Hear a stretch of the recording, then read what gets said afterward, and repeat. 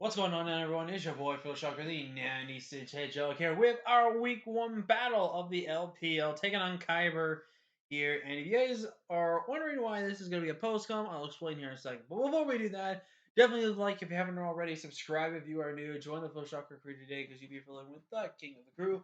And with that being said, let us go ahead and get into the battle. So real quick, the main reason why this video is going to be post-com is primarily for the reason that for some weird reason my computer was just really messing up for some reason, like slow, it was delaying, then it would not reconnect, and it would take like several minutes just to get back. I didn't want a long standing of footage and you guys just see me getting angry over it and stuff like that. And the anger from it kind of got involved a little bit in the matchup, but nothing too crazy. No point on exactly when that happens. But like I said, we're taking on Kyber, and he's actually got a pretty relatively scary team. He's got like his main Ubers on there, which is again the Mega Blastoise, the Xerneas, and the Alga. The Great Tusk, which if you guys saw a draft analysis, I didn't feel like Great Tusk had all that good of a matchup, but it was definitely something I was going to be scared about. I was also very surprised to see the Tornadus. I did not think Tornadus had a good matchup at all against my team, to be completely honest with you. But it was up to his decision on that. So looking at the matchup here, I was literally thinking to myself, okay, you know what? I just want to leave with my Dawn fan. My Dawn fan just puts in so much hard work, aka my Autobots here. So I'm just gonna go ahead and just lead off with it. And unfortunately for me, he actually leads off with his Great Tusk. Now there's to two plays here that he's gonna do. He's either gonna go for a rock, you'll go for the Earthquake for the super effective damage, or he's gonna go for Stealth Rocks just to get his rocks up. And it was basically a 50-50 situation here. I actually was kind of hoping he was going to go for his rocks, but unfortunately for me, that is not the case. And now I'm in a position here where I can just Psychic, and it actually just pretty much one-shots this thing. Even at max HP, it just dies. So I'm thinking to myself, okay, he's going to most likely save this, because if he doesn't save that, he loses to Coco, because like this thing could probably take one hit from Coco, kill this, it can kill this, it can handle this to a degree, and just a lot of other things. And it also has a pretty good check to this thing as well if it's full HP. So I go for the Moon Guy's Beam, but for some reason, he stays in and goes for the knockoff, which wastes my Colbur Berry. I then decide just to go for the Psychic, and he actually sacks off the Great Tusk. Now he goes into his Zero Aura and picks up a Lunala. I decided to sack off Lunala because Lunala wasn't necessarily important. If I wasn't Culver this week, I would have definitely looked into the possibility. Also, if I had Psychic right there, I would have saved my Lunala possibly. But again, it also would have been in those situations I could have actually saved my Colbert for that instance right there against the Zero Aura and gotten big damage off on it as well. But it is what it is. So now this was one of the big crucial turns of the game, believe it or not, in turn 4. I go to my Autobots here. Now there's 3 plays that can happen here.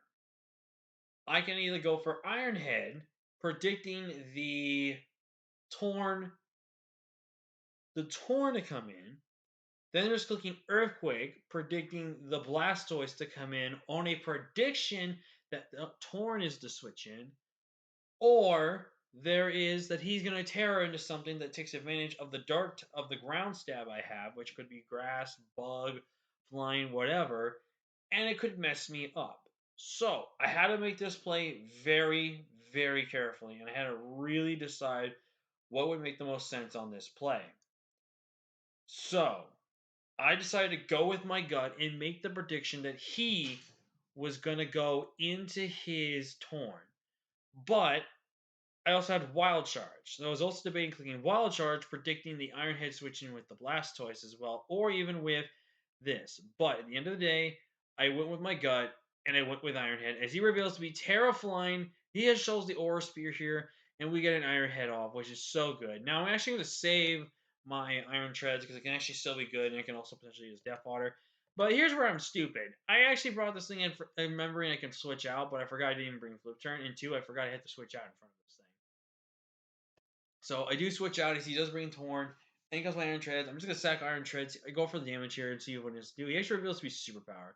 So now I go to my Palafin here. I'm going to go ahead and just click Bulk Up. He actually clicks the Toxic, which I'm very surprised by. And now I just get a Bulk Up here. And then what I'm going to do is I'm just going to go for the Jet Punch here. Because a Jet Punch from the range that it was at with max HP, it was a roll that 100% knock it out from full with the -1. But I did have to get a max roll and literally only a max roll. But decided just to go with that. In case he wanted to take a chance here, But he sacks out to 0 aura, which is amazingly huge for us there because that was one big three gone. But then I had two other mons that kind of checked it. But with having Volt Absorb, it would have been a good check to Coco. So now I'm in with my Palafin, and now here comes a really big turn right here. I count this, and if he's max HP Blastoise, a +1 Terra Blast from a Palafin 100% OHKOs him.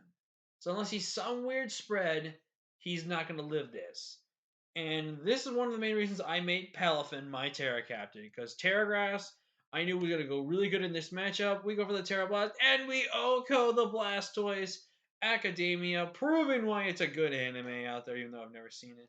But now he goes into his Xerneas, and he actually reveals to be Choice Scarfed Xerneas, which I'm actually very surprised of. Also, I don't know why this is frozen on my screen. But Scarfed Xerneas, I felt like was a really weird bring because feel like it could have just opened up some things.